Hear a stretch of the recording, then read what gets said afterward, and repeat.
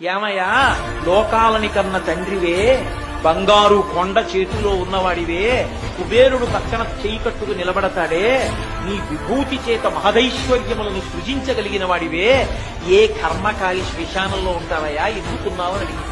పార్వతి, నా కర్మ కాలి కాదు, నాకు చేత కాక కాదు, నాకు 100 గజాల స్థలం లేక కాదు, ఈ సమస్త భూమండలం నాది, అన్ని బ్రహ్మాండములు నావి. ఎందుకున్నానో తెలుసా? 2 కారణములకున్నాను.